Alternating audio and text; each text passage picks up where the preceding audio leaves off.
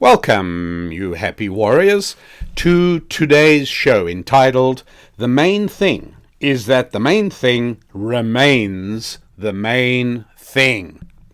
And one of the things that I want to tell you about is, well, let me start off by telling you that I am preparing the show for you in the middle of April 2021. And I'm telling you that so you're able to date certain events that I think that you ought to know about. But here's the key thing. This is not a political show. Okay?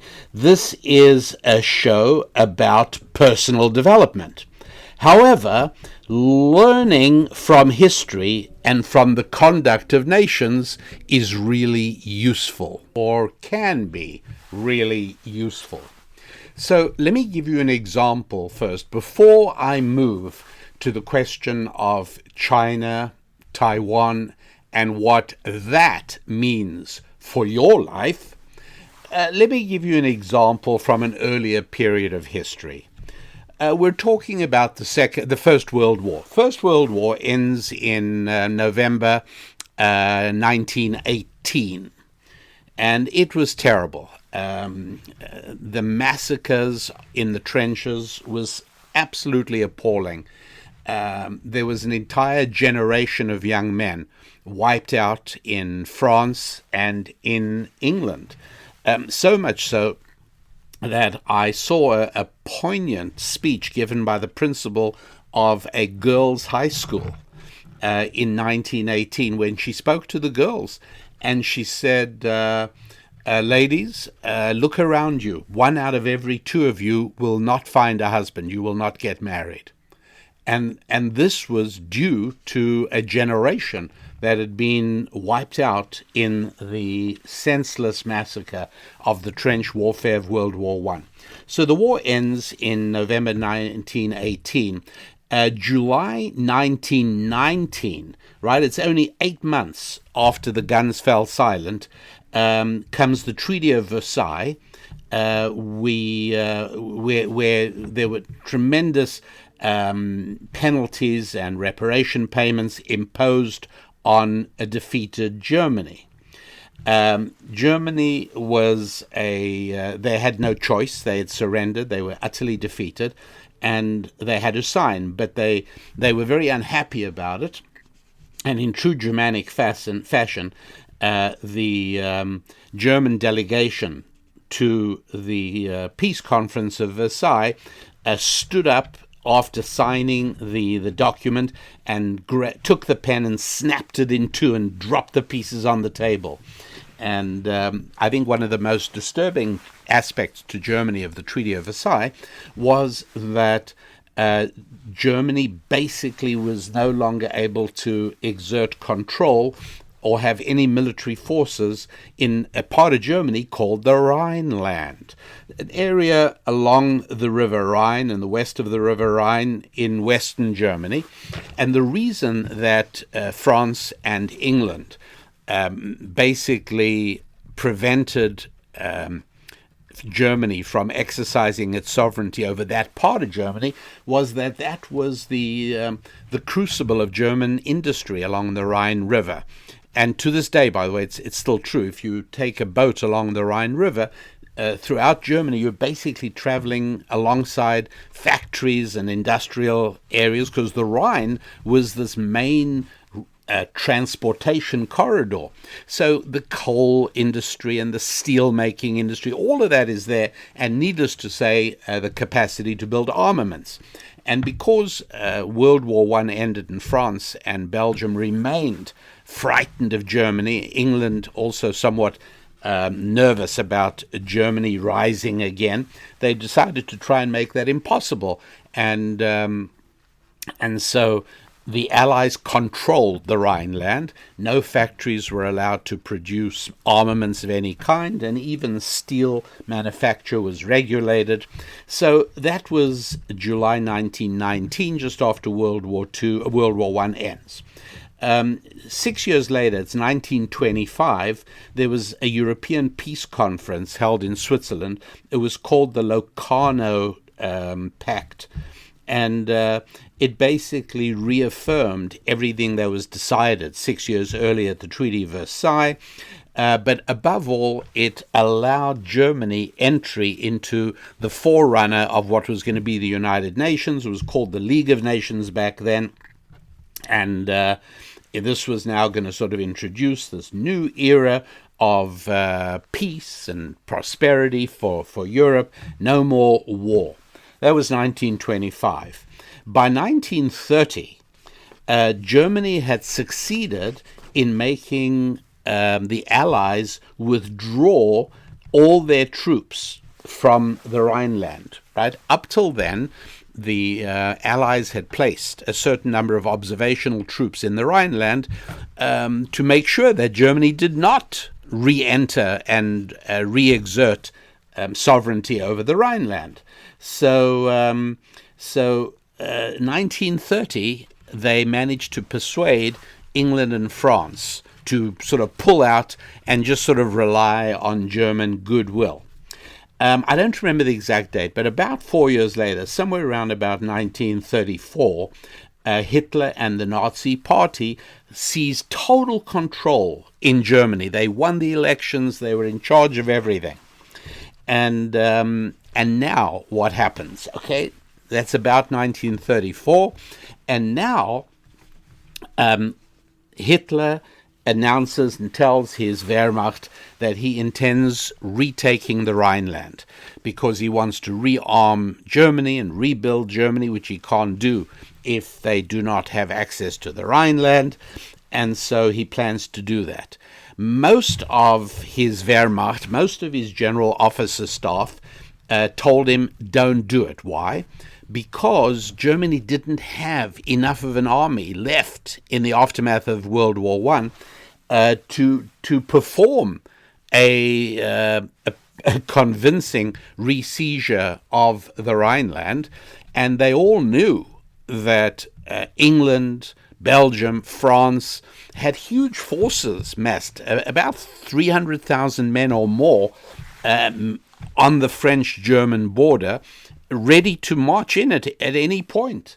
And it was so clear, it was so recent still, the Treaty of Versailles and the Treaty of Locarno, it was so clear that Germany was absolutely not going to be allowed to re-enter the Rhineland. And they kept on saying to Hitler, look, this isn't any good. You do it, they're going to march in, they're going to throw us out. It's going to be a huge embarrassment for the Nazi Party. You will have to resign. You will no longer be able to be Chancellor of Germany. And that'll be the end of all our hopes for Germany. Hitler basically ignored them. And on early in the morning on Saturday, March the 7th in 1936, okay, so again, the key dates: the war ends in November 1918, 1919, middle of 1919, the Versailles Treaty, 1925, the Locarno Treaty in Germany and the League of Nations, 1930, Allied forces out of the Rhineland. It's now empty. 1934, Hitler and the Nazis take control. And 1936, March 7th, 1936, 19 German infantry battalions enter the Rhineland. Now, a battalion in Germany in that period was about 900 men, call it 1,000 men, okay? And usually about 25 officers, something like that. So we're talking about well under 20,000 men, which is a joke, right? This is a very large area of land. I mean, you look on a map, it's everything west of the Rhine to the English Channel. We're talking about a lot of land with a big, long border. With 20,000 men is a joke, particularly since there's more than 250,000 Frenchmen under arms, victorious after World War I, ready to come marching into. I mean, they would have loved nothing better, you would have thought, than to come in and throw the Germans out of the Rhineland.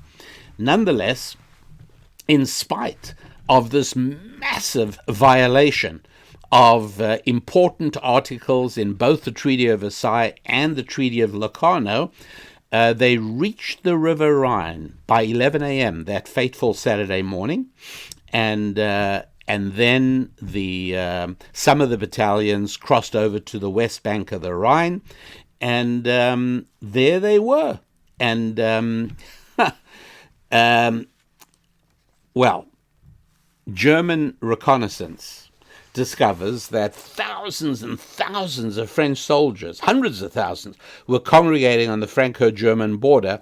The Wehrmacht, the army staff, got very, very nervous, and they begged Hitler to take the forces back and evacuate them out.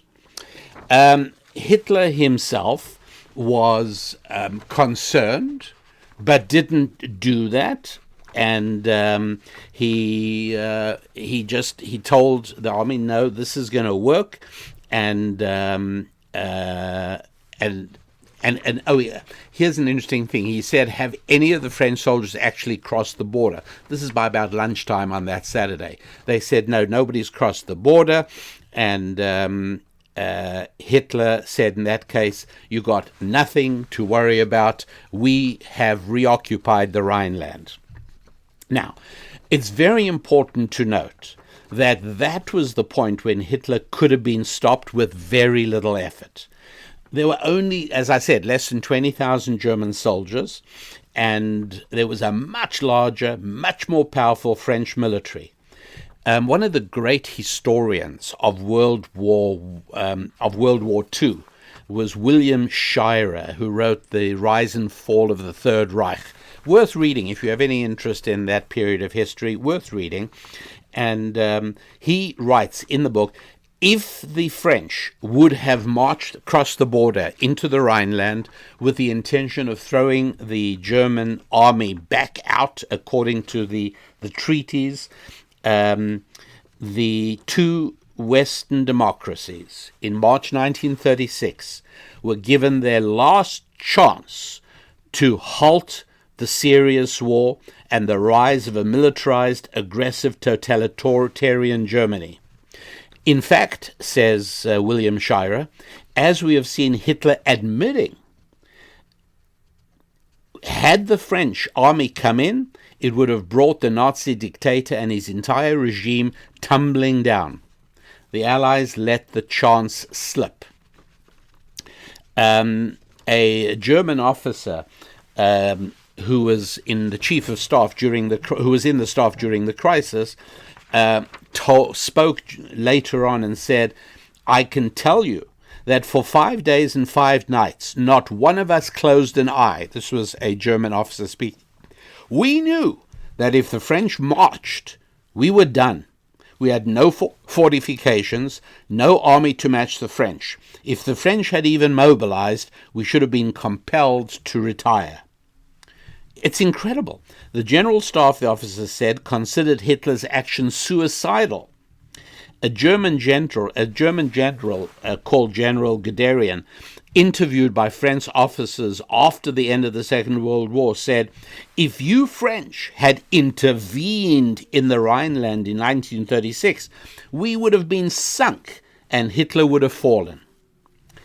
Well, what really happened? The whole world waited with bated breath on Saturday and on Sunday and on Monday, waiting to see how the French and British would react.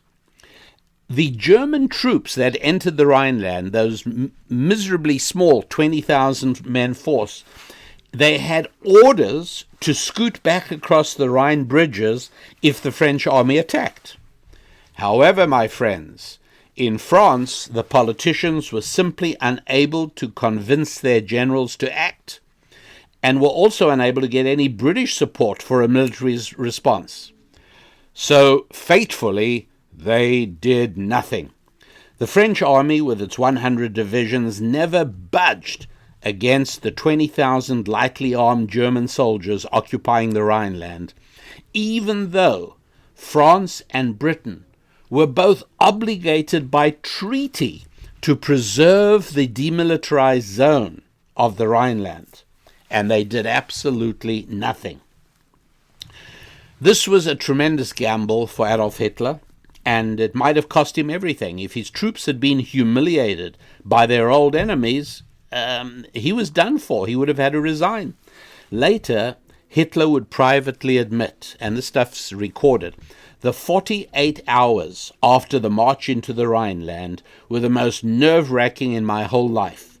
If the French had marched into the Rhineland, we would have had to withdraw with our tail between our legs, for the military resources at our disposal at that time would have been wholly inadequate for even a moderate resistance.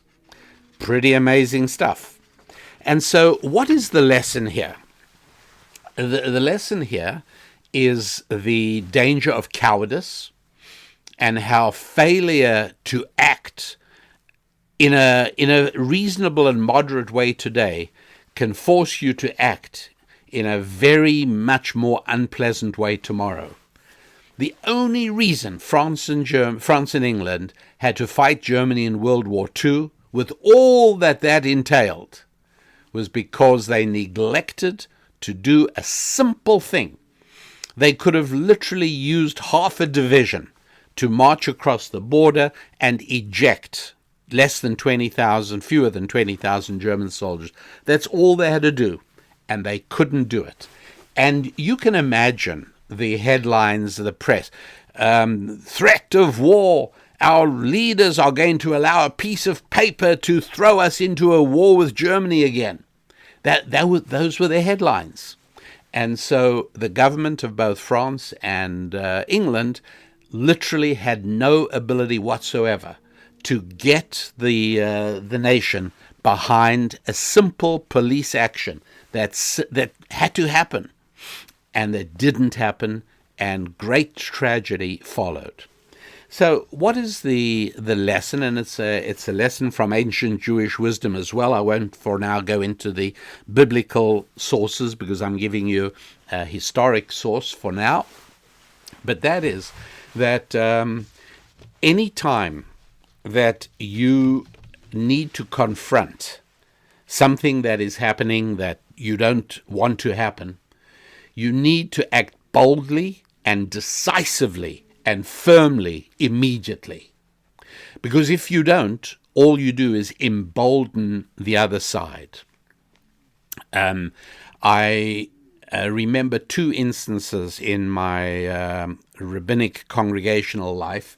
They both involved parents who came to me in great distress, two different disconnected set of parents. Both of them had a child about to contract, a child who got engaged, what they considered to be a thoroughly unsuitable marriage. And in my view, although it was not relevant, in my view, they were right to be concerned about these two marriages. And I taught the two parents separately. I taught them exactly what I'm telling you now, which is that if you intend to stop this, you have to throw everything you've got at your child on day one.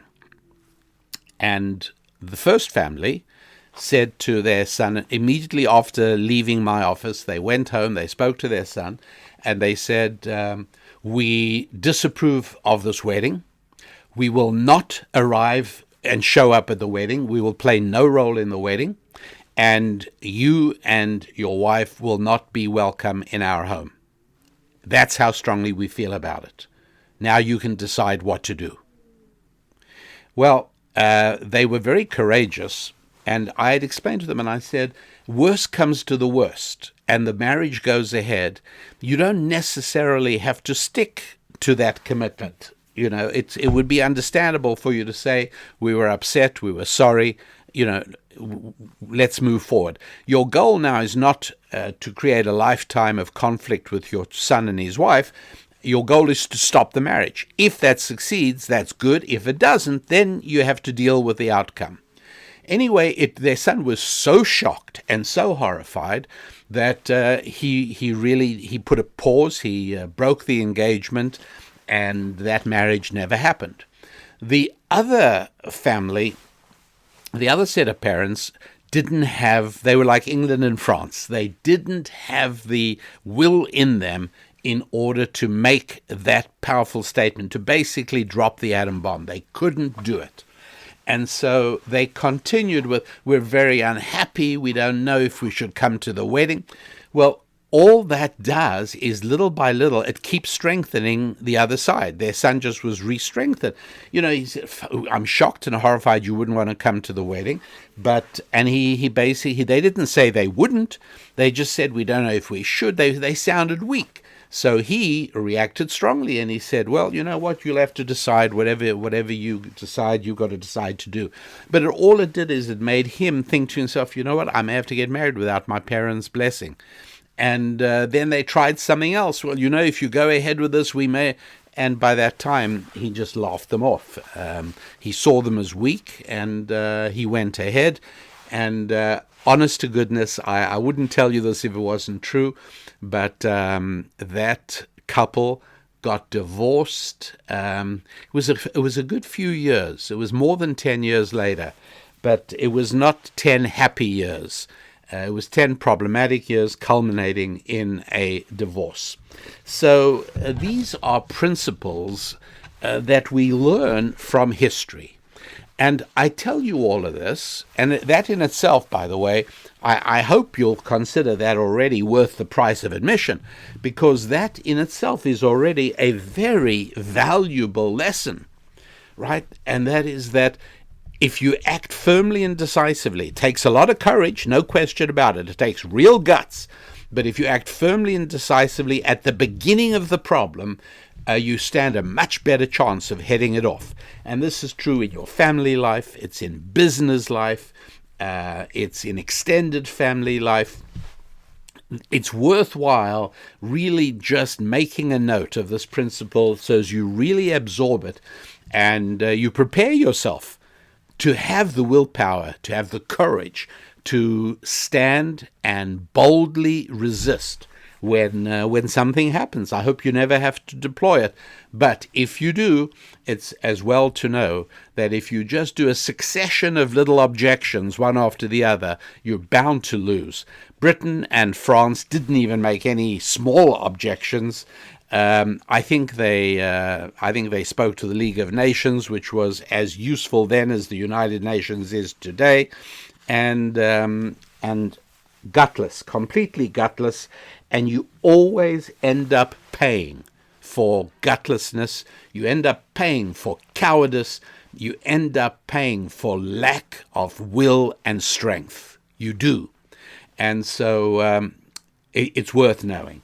Talking of lack of will and strength, just a few days ago, in his absurd and needless argument with Russia, American President Joe Biden interfering with a Russian action with Ukraine. Russia and Ukraine have their problems. Goes back a long time. It'll continue. But no, Joe Biden, a fool, a man who literally is not smart, very, very foolish and no integrity at all.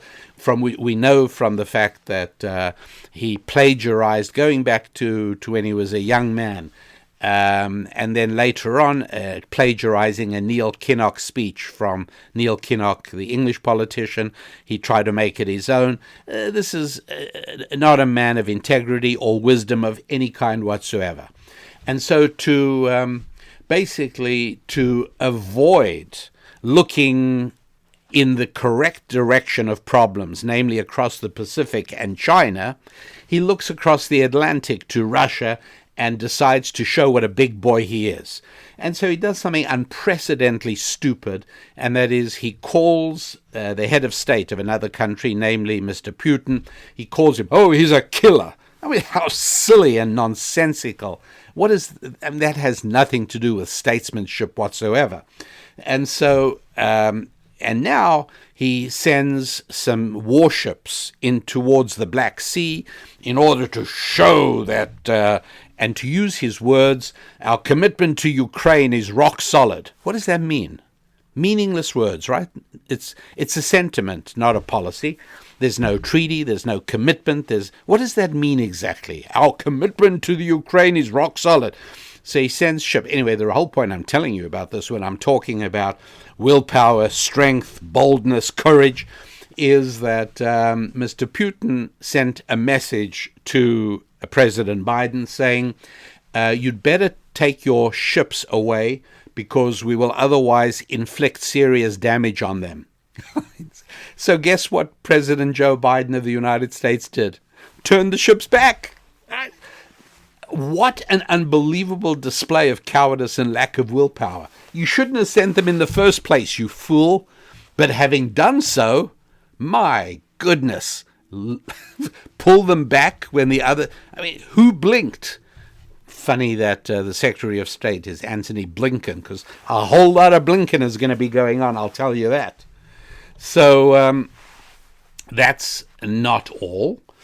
What happens is that on Monday, just 4 or 5 days ago, China's Air Force sent 25 fighters and bombers over the Taiwan Strait and into what is called the Taiwan Air Defense Identification Zone.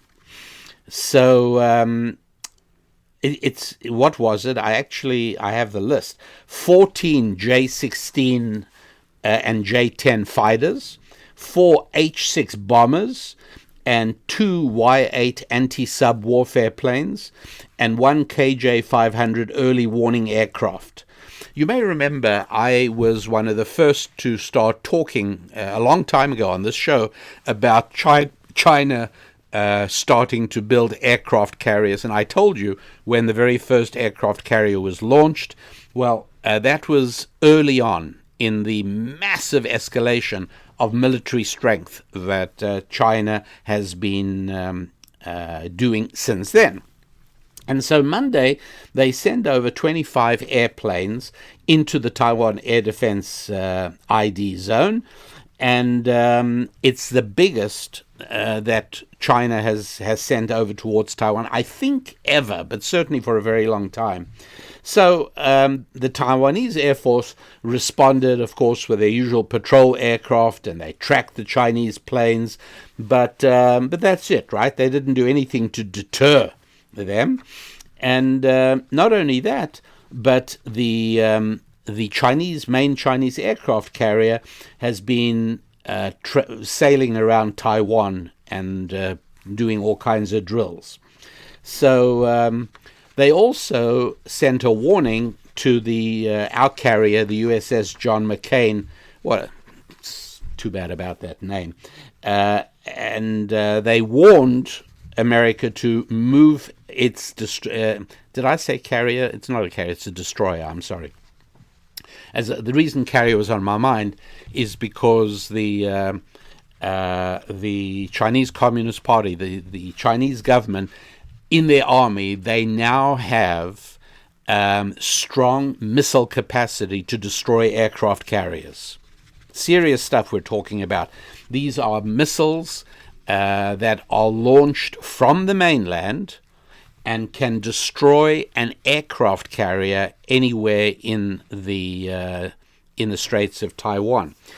We began to see a massive shift in the balance of power when it came to aircraft carriers in the short but very interesting War of the Falkland Islands, when we saw relatively inexpensive missiles being used very effectively against very expensive assets like aircraft carriers.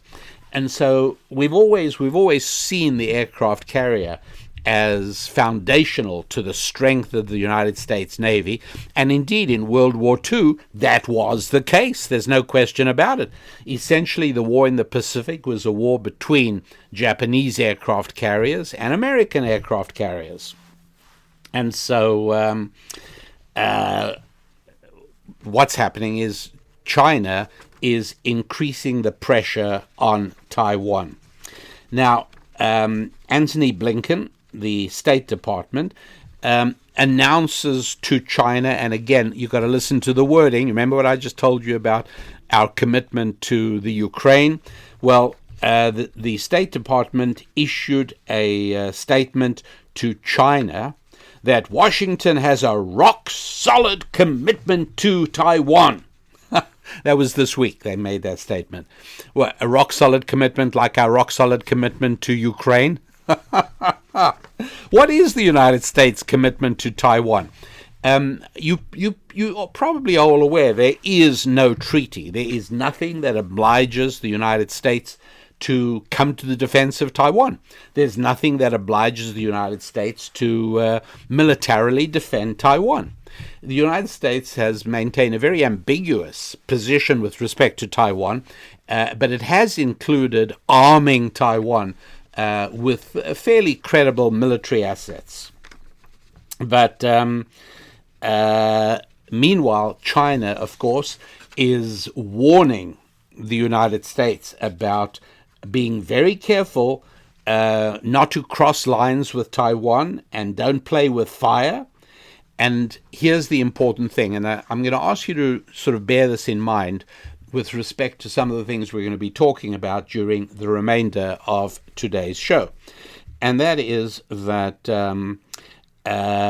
China, in their warning to the United States this week, after the United States protested the flyover from 25 airplanes of the Chinese Air Force over Taiwan, China said America must be very careful not to play with fire, and, quote, there is no room for compromise or concessions in our claim to sovereignty over Taiwan. You got it? So it's really, really very important.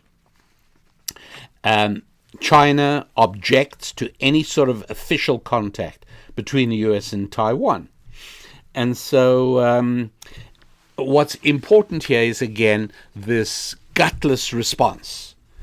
Don't say stupid things if don't say them. Don't say things if you don't mean them.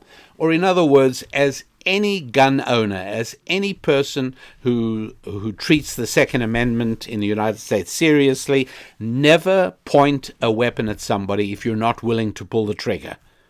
Right? Just don't do it. Don't point the gun if you're not willing to pull the trigger. And so to say our commitment to Taiwan is rock solid, our commitment to the Crimea and Ukraine is rock solid, yeah, right, and then turn the warships around and have them turn tail. There's something that is extremely important going on right now. And that is, we are witnessing, as I've spoken before, we are witnessing the end of the American century, the end of the American epoch, and the beginning of the Chinese. That is where we're at. After all, how seriously do you think China takes the Biden administration statement, our commitment to Taiwan is rock solid? They also heard, as everybody did, the Biden administration tell Russia, our commitment to the Ukraine is rock solid, and then the warships turn back. And so China now, without doubt, has an intention to force a retreat of the U.S. Navy in the South China Sea, which I predict we will probably see fairly soon. Because after all, you can't take seriously people who say our commitment is rock solid when, number one, it's not spelled out, and number two, it comes at exactly the same time that the Biden administration announces the withdrawal of all American troops from Afghanistan. And I think it's important to realize that in spite of the fact that the Biden administration's PR was, we've achieved everything we set out to achieve, and it's not true. I mean, it's all lies. They said, well, we've achieved the goals we set out for, said Antony Blinken. It's time to bring our forces home. Look, America did not win the war in Afghanistan. Our enemies there are stronger, and they control more territory today than they ever have since their overthrow after 9/11 in 2001. They've reconstituted themselves. They control half the country. They can cut roads to the capital, Kabul. And our mission, and this is why we said we're there, to build a democratic Afghanistan that could sustain itself long after we depart. Hey, big failure. Hasn't happened. Not going to happen.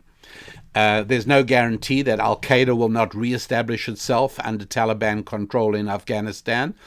And basically, we're leaving behind exactly the same Taliban that we drove from power 19 years ago.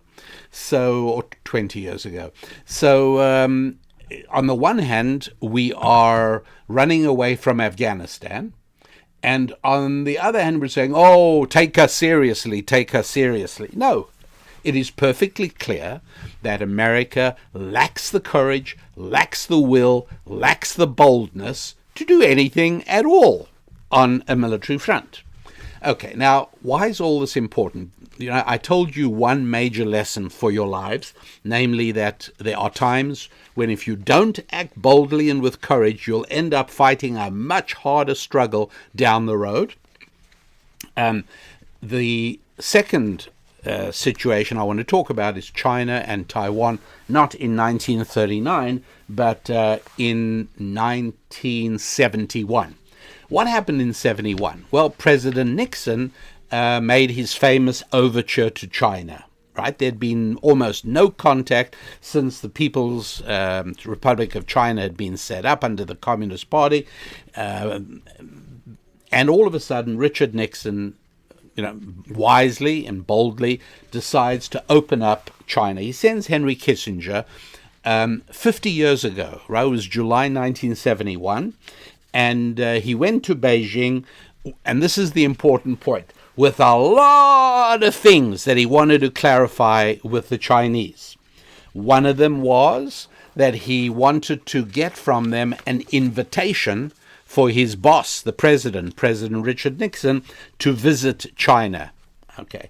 Then he wanted China's help in America's ending the war in Vietnam, with as much honor, with as little ignominy and as little disgrace as possible. Didn't quite pull that off. But, there are 500,000 people marching in Washington that year. Earlier in 1971, the anti-war movement is very strong. The New York Times was publishing the Pentagon Papers. It was hopeless. And so he wanted their help in ending the war. He wanted an invitation for Richard Nixon. He was hoping to get the Chinese to help him put pressure on the Soviet Union. He wanted to get their help in slowing down the nuclear arms race. And there were about 6 or 7 major issues that he went to China to discuss. Another one was there was an independence movement in Bangladesh. A lot of stuff was going on in South Asia, and President Nixon wanted some influence there. So Kissinger comes to China with a shopping list with like 7 or maybe 8 items that he wanted to achieve.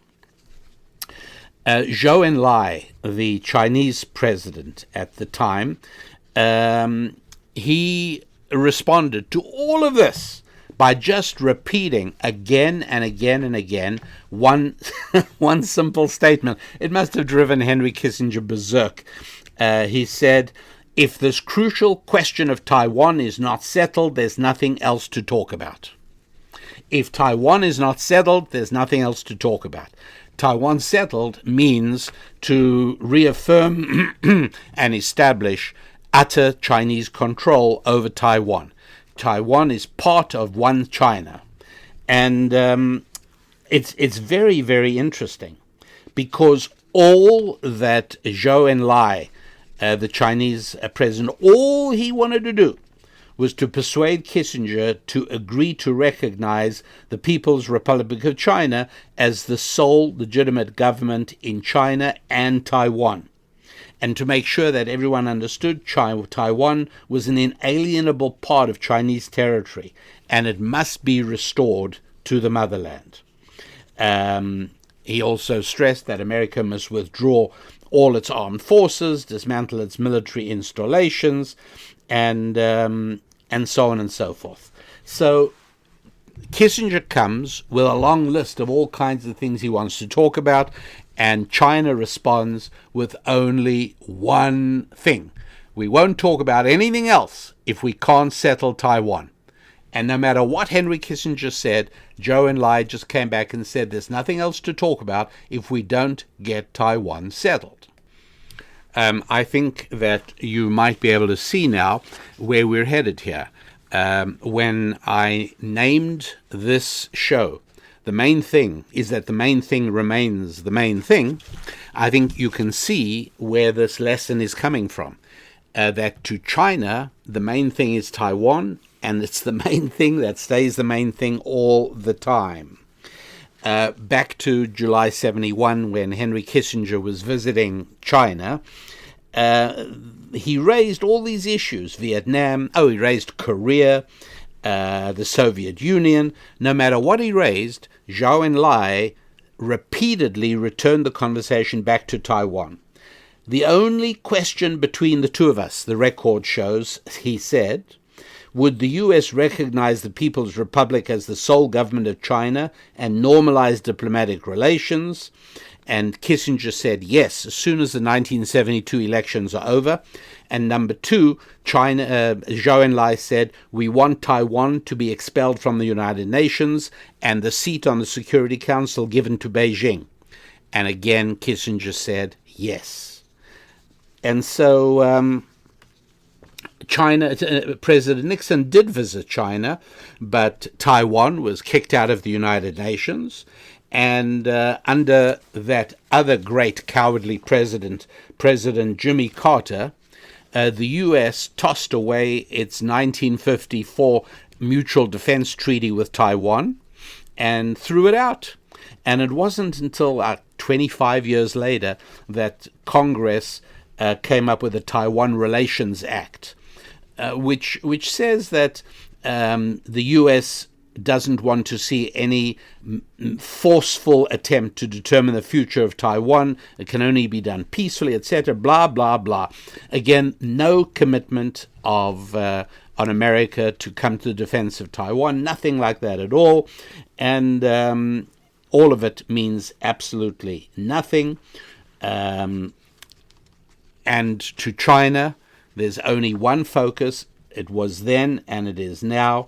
Only one thing, and that is, what is the decision? What are we going to do with Taiwan? That's all that we care about. So much so, by the way, that in the last year of his administration, President Trump sent Mike Pompeo to meet the director of the Communist Party Office of Foreign Affairs, and they met in Hawaii in June of 2016. And guess what the opening statement of China was at that meeting? I'll quote it. There is only one China in the world, and Taiwan is an inalienable part of China. The one China principle is the political foundation of China-U.S. relations. I mean, Mike Pompeo was blindsided. Hey, we didn't come here to talk about that. Well, yes, we did. And again, the main thing is that the main thing better remain the main thing. There it is. And it's important to get this idea. What is really happening? Well, a terrific historian by the name of Neil Ferguson mentioned that a very interesting thing happened, right? A little while ago, President Xi of China had done away with the old rule that insisted that previous Chinese presidents have 2 terms. So he remains president indefinitely. And the reason, he said, for that was that Xi Jinping, the president of China, wants to leave as his legacy the restoration of Taiwan to Greater China. That's his dream and that's his goal. And so what this suggests to me is that we are looking sooner rather than later at some activity that has China doing what's necessary to regain control over Taiwan, in much the same way that they regained control over Hong Kong, even though treaties insisted that that wasn't the right time, and in spite of the fact that the British and many people, objections, this is terrible, blah, blah, blah, China pays no attention at all. China looks at an America that is obsessively preoccupied with climate change and the environment and human rights. Since when is the United States the world's policeman on human rights? I think, in my view, President Trump was quite right on that. Human rights is something we care about in America, but the idea that we can project that into other countries, it's outrageous. I mean, unless we're willing to back it up with military force, that would be different. If you do not adopt American policies of human rights, we will invade you or we will bomb your cities. Okay, if you want, I don't approve of it, but if that's what you want to do, at least you're not an idiot. At least that makes sense. It works. But to damage relationships and to persuade the other side that you're not serious, that you're foolish in your approach, that's all this does. So John Kerry goes to talk to them about the climate and the pollution, and they fob him off. They laugh at it. Even the so-called Paris Accord gave China ages of time still before they actually have to do anything. They've got a free pass. China builds a new coal-powered power station every day. That's right. The rate of construction in China is so beyond imagining. Right now, they are building a new power station every single day, coal-fired. So it's important to understand what's going on.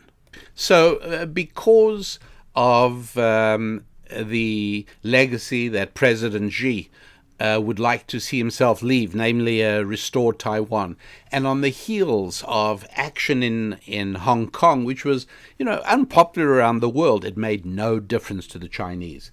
In the light of their increased aggressiveness in the South China Sea, in the light of the evident and obvious weakness of the Biden administration, my guess is that we're going to see China act on Taiwan sooner rather than later, sometime in the next couple of years, the next 3 or 4 years. That's what I anticipate. Now, what is it going to be? Is it going to be China applying a sort of full-scale blockade, or will it be an amphibious invasion? Would it be the reverse of the Cuban Missile Crisis of the Cold War, but with the roles reversed?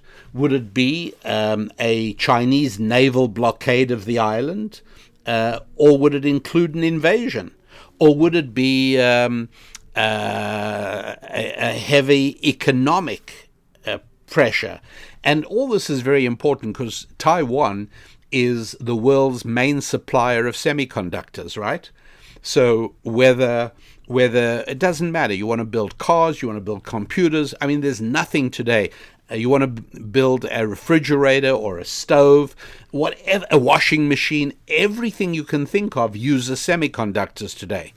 And the main source of supply is Taiwan.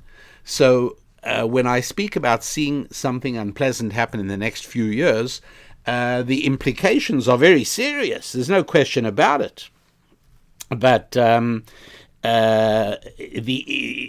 results, by the way, like if let's imagine that I'm right, China goes ahead and decides the time has come to establish its dominance and to establish once and for all that we're entering the Chinese epoch. We're saying goodbye to the American epoch. After all, the Chinese economy reaches equivalence to the American within the next few years.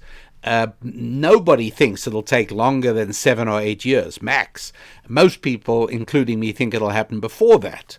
And so with growing military power and aggressiveness and growing economic power and growing Western weakness, it seems to me likely that something will happen sooner rather than later.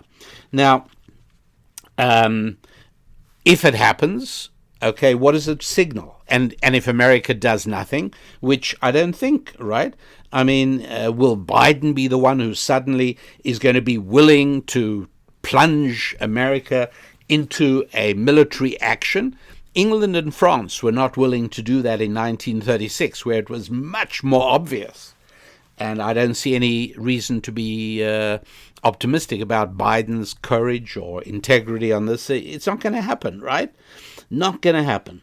So at that point, losing basically America doing nothing as China takes Taiwan, that would be a signal to the entire world, certainly to all of Asia and the rest of the world, that we are now at the end of American dominance.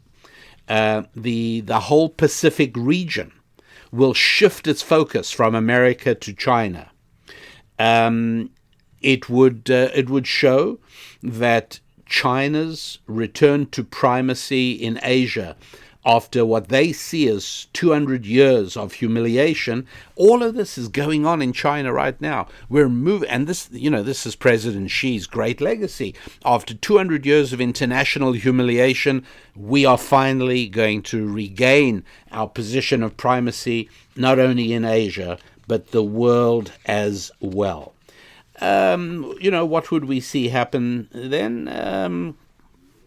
Like I said, semiconductors is a huge issue, a run on the dollar, U.S. treasuries. It's going to be a big deal. There's no question about it. And it's one that we should certainly be aware of. Again, I want to stress that there are very good and solid reasons for believing as I do. For instance, Admiral Philip Davidson, who is the U.S. military commander for the Indo-Pacific region, spoke to Congress recently. I don't think anybody was paying any attention, but this is a guy staking his military reputation, saying that he believed China would try to reclaim Taiwan by force within the next 6 years. Right? That's an important thing, right?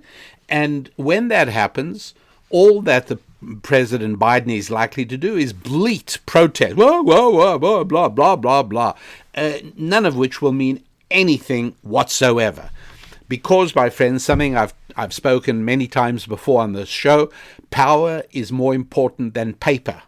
You can wave around paper agreements as much as you like, but power is what makes the decisions. You may as well know it. It would be nice to believe, we human beings have moved beyond and we've evolved to a time of peaceful paper understanding. No, that's not true. It's complete nonsense, and we shouldn't see it in those terms.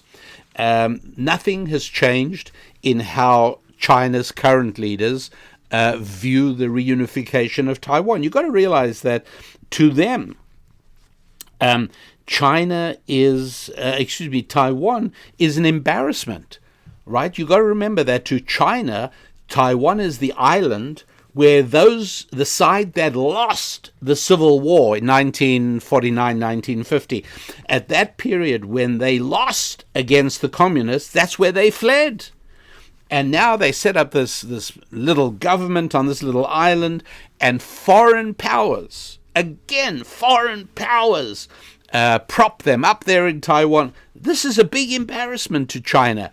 And And I've only fully understood this in the last year or so, as I've spent time and energy trying to study and understand exactly how the Chinese view their role in the world, how they view the last 200 years, how they view Taiwan, and how they view the United States of America. They are rising to global power. There's no question about it. That's part of the dream. It's part of what they intend doing.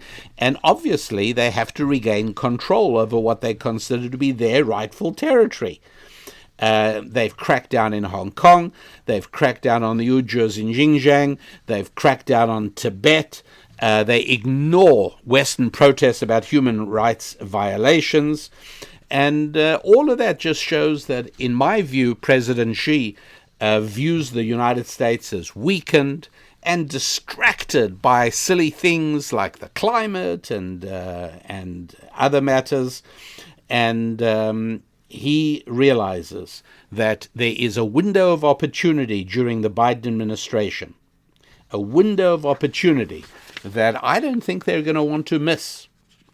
And so what is likely to happen? Well, that's what I think is likely to happen.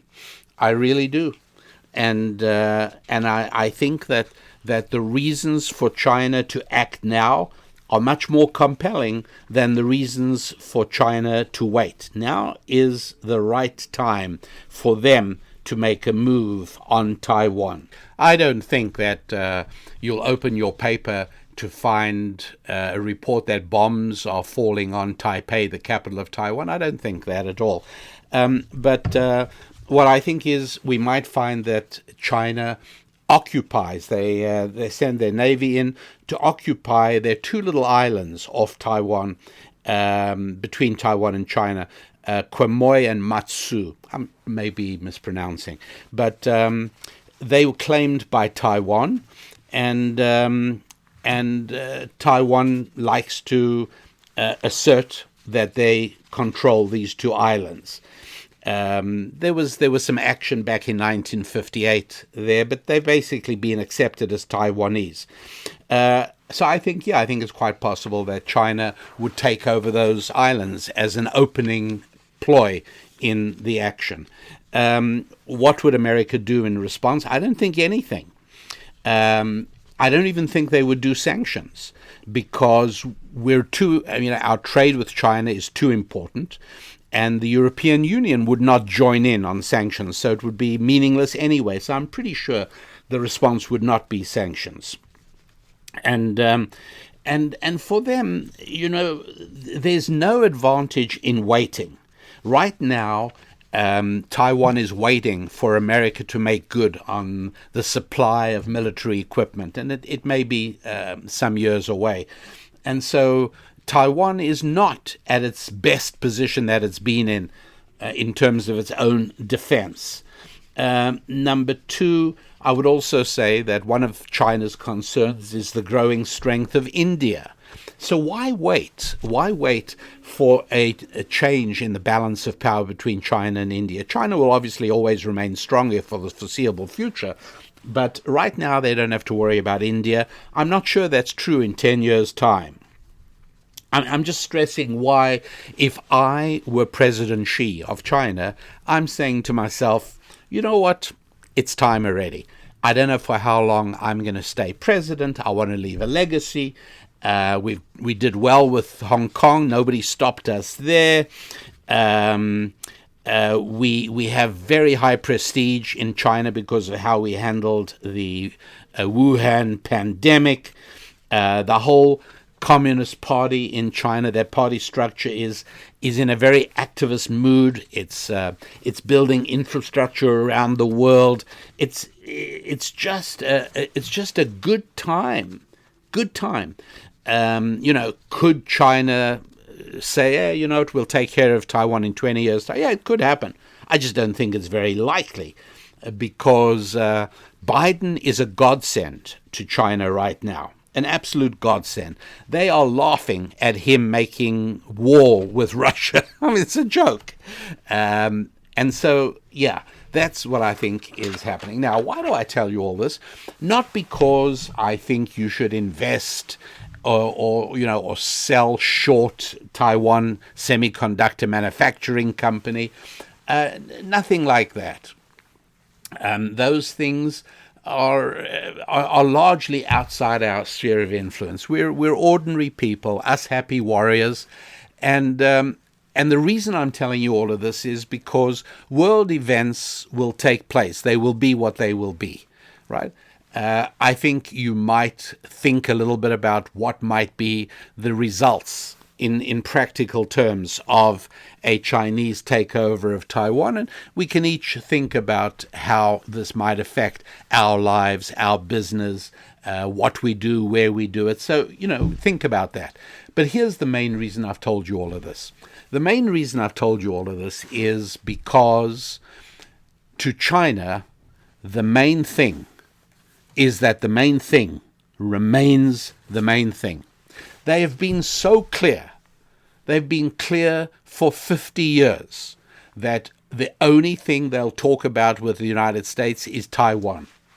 They started off successfully. They got Kissinger and Nixon to throw Taiwan out of the UN and replace it with China. Jimmy Carter managed to...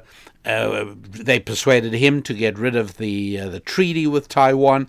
They are staying absolutely focused on it. Do you know how many Chinese students there are in the United States right now? Nearly 400,000 Chinese students, right? Over 300,000, nearly 400,000 Chinese students. And these are not Chinese Americans. These are Chinese students studying technology, mathematics, physics, biology, and going back to China. Right? That's a pretty important reality. China has given over $1 billion to American universities over the last couple of years. That's a lot of control and a lot of influence. And indeed, there is influence, considerable influence. And so throughout all of this, China has successfully insisted that Taiwan is all that matters. You can't keep on saying that if you're not willing to take action. And that's why I think they're perfectly willing to take action. And here is the lesson for each and every one of us. The lesson is that the main thing must remain the main thing. Your main thing is your life. Well, that's a vague statement. That's a little bit like America telling our commitment to the Ukraine is rock solid. Yes, Mr. Biden, sure it is. And I say, well, the most important thing, the main thing for you is your life. Well, yeah, okay, fine. What does that mean? Well, the entirety of your life in practical terms boils down to the 5 F's. Right? Now, hear me on this very clearly. When I say the main thing for you is your life, I mean the main thing for you is the 5 F's. Because the 5 F's, and you know how I depict them graphically, right? On the circumference of a circle, 5 equidistant points on the circumference of a circle, one of them labeled friendship, one of them labeled finances, one of them labeled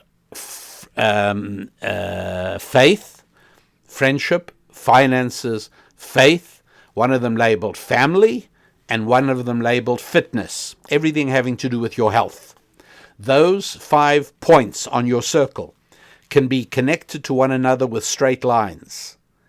And that way each one is linked to each of the other 4, because they do constitute a single unified depiction of your life. Your finances, your family, your friendships, yes, your faith, and your fitness, everything having to do with your health. Those things all together are one single entity that I call the main thing. And so I want to stress to you the importance of not allowing political news, even if it were the invasion of Taiwan, not allowing those things to deter you and to deflect you from the focus on the 5 F's. Focus on the 5 F's. Make sure you are progressing positively in each of those areas. Make sure you are nurturing your friendships and adding new friends to your friendship circle. Make sure you are acting in a focused way, in a very positive way on your finances. Make sure that you are focusing on building up revenue and reducing debt. Make sure that you are nurturing your family.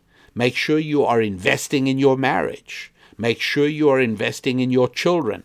Please don't believe that sending them off to school, sending them off to a GIC, a government indoctrination camp, is fulfilling your responsibility to your children.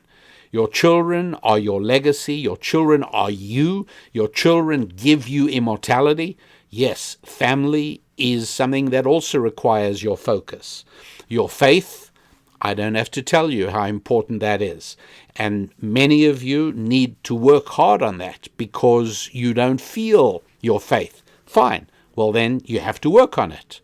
But we need faith just like we need family, right? If you don't have a family yet, right? If you're not married, there are steps that can be taken. And I've written about them and I teach about them. And so this is all of what I call your holistic self. I speak about your holistic self if you want to understand how to make sure that you remain happy and fulfilled and positive and optimistic and moving forward. It's by keeping a day-to-day track of your 5 F's.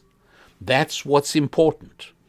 And if you haven't yet done it, please go to the website and download your free copy of The Holistic You. It's an ebook I've prepared, which lays out in considerably more detail this understanding that the totality of your life is most clearly understood by resolving it into its 5 component parts: your family, your faith, your finances, your friendships, and your fitness, right? Your physical health.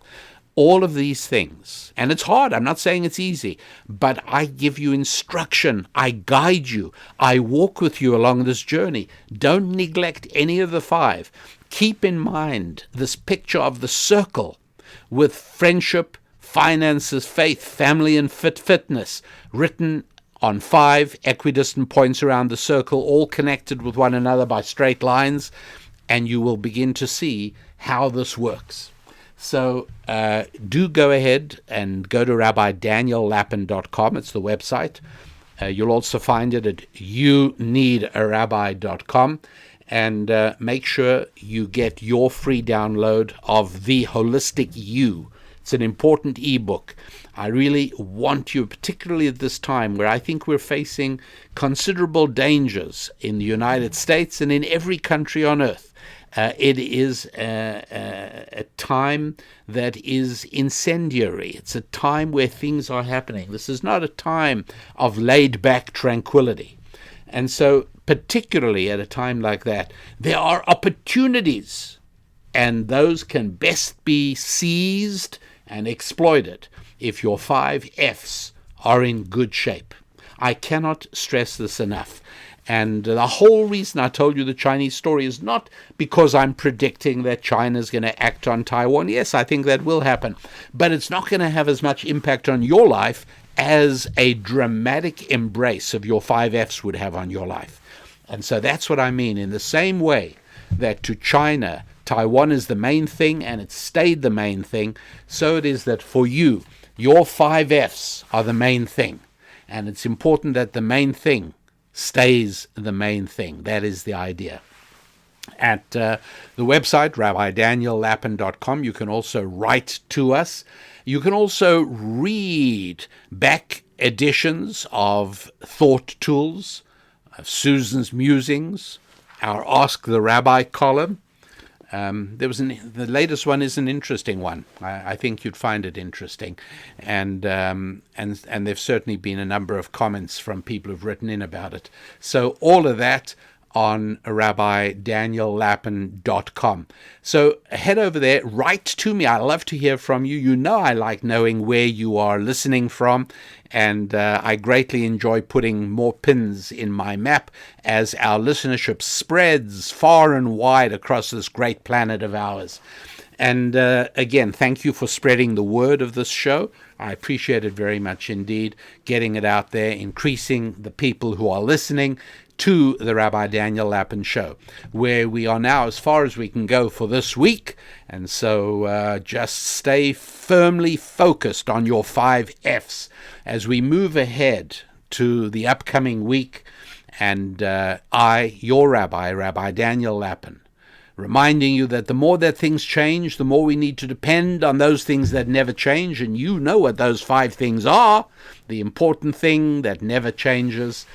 Have a wonderful week. Stay in good health and work on good times with your family and your faith, your finance, your friendships, and yes, your physical fitness and your health. I'm Rabbi Daniel Lappin. God bless.